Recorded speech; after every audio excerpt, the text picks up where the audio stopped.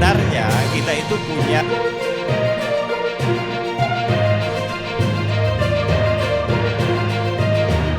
tanggapan bisa KPU Kabupaten Kota kalau dia pakai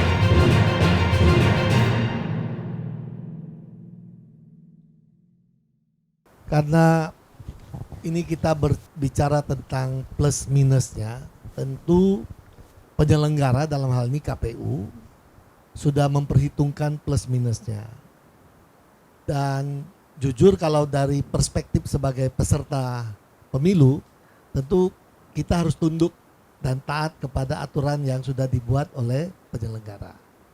Tapi karena memang saat ini masih tahapan sosialisasi, tentu perlu masukan-masukan. Nah tadi yang disampaikan oleh baik KPU, balik oleh Bawaslu, tentu ini masukan-masukan yang penting. Nah, cuma kita harus sadari bahwa kemajuan teknologi di negara kita memang belum merata. Katakanlah kita mau menggunakan berbasis teknologi, tentu juga akan menemukan persoalan bagi daerah-daerah yang ada kendala di perspektif teknologi. Saya pikir memang ini simulasi ini harus dilakukan evaluasi. Apakah dengan sistem 2 panel ini kemudian menjawab persoalan? Kalau bicara tingkat kelelahan, kemungkinan iya. Dengan dibagi 2 panel, mungkin tidak selelah 1 panel yang harus dikerjakan menyeluruh. Tetapi memang dari perspektif pengawasan tadi Bang Said sudah sampaikan, ada kendala kalau seandainya secara normatif setiap TPS hanya ada seorang pengawas. Kalau kami orang partai atau kita sebagai peserta pemilu, memang saat ini masyarakat ini sudah semakin semakin paham tentang demokrasi. Bukan hanya diawasi yang ada di dalam TPS, tapi juga diawasi dengan yang berdiri di luar TPS. Perhitungan suara itu diperhatikan secara baik itu. Sampai-sampai kalau ada yang sudah lelah kan, kadang udah malam kan udah mulai mengantuk nih. Ya kan? Kadang-kadang mana yang kecoblos, mana yang dihitung bisa juga tertukar. Kadang-kadang yang mengingatkan bukan juga saksi, tapi penonton yang ada di luar, masyarakat yang ada di luar. Sehingga yang ingin saya sampaikan adalah memang pengalaman di 2019 tidak boleh terulang.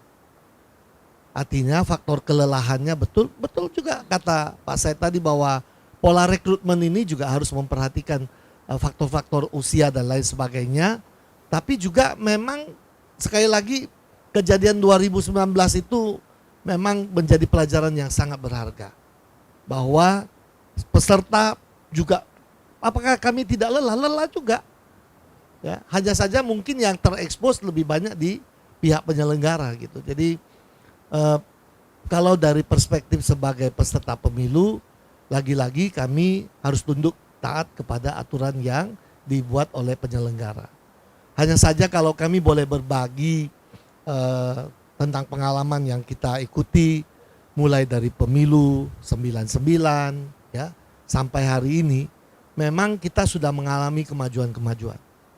Kalau kita bandingkan dengan Amerika, memang kita demokrasi kita tidak kalah kalau soal demokrasi kita. Hanya saja memang mereka kan kalau dari perspektif teknologi mereka sudah jauh lebih baik. Nah ini yang saya kira suatu hari mungkin kita akan mengarah ke situ Mas Yudi. Saya yakin suatu hari kita juga akan mengarah ke situ. Tetapi ketika semua daerah kesamaan kemajuan di bidang teknologinya sudah berimbang. Saat ini memang masih belum. Masih ada daerah-daerah yang, mohon maaf kita tidak usah bicara secara nasional. Dari perspektif Provinsi Kepulauan Riau aja masih ada kabupaten yang kadang-kadang mohon maaf wifi-nya juga masih lelet gitu. Jadi ini memang menjadi persoalan. Jadi sekali lagi saya kira penyelenggara tentu sudah mempertimbangkan faktor plus minusnya. Simulasi-simulasi yang dilakukan tentu perlu ada perbaikan-perbaikan. Saya yakin dan percaya bahwa mungkin belum menemukan format terbaik, tetapi kita mengarah yang lebih baik dari tahun 2019. Ya, mengenai jumlah saksi tadi misalnya, tentu akan, kalaupun itu memang benar dilakukan, tentu akan terjadi penambahan. Dari Golkar Ya, gimana? sebetulnya Kesulitan dana nggak nanti? kalau berbicara dana, saya kira kalau diperhitungkan dengan maaf kejadian 2019, demokrasi tidak bisa dibayar dengan nyawa. Betul.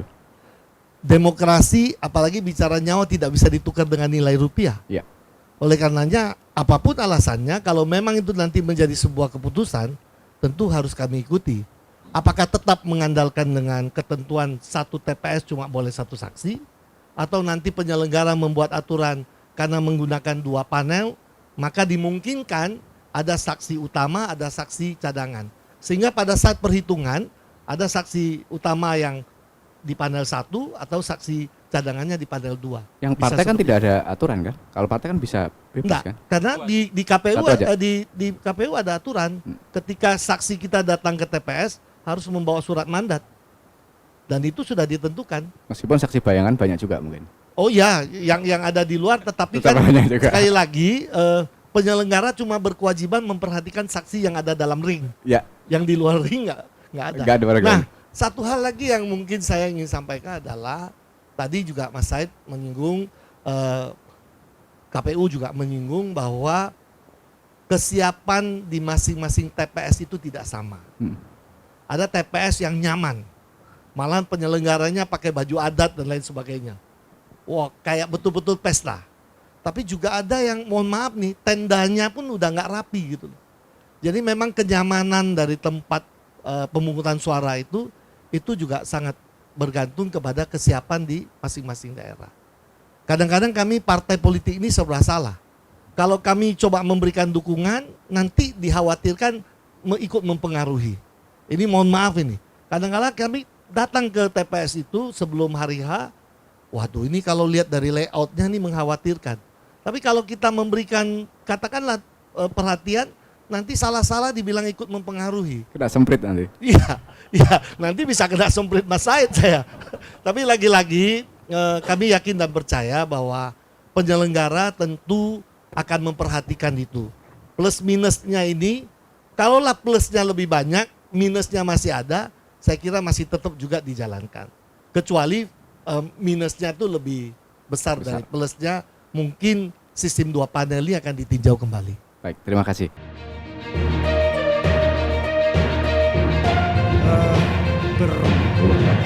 Sebenarnya kita itu punya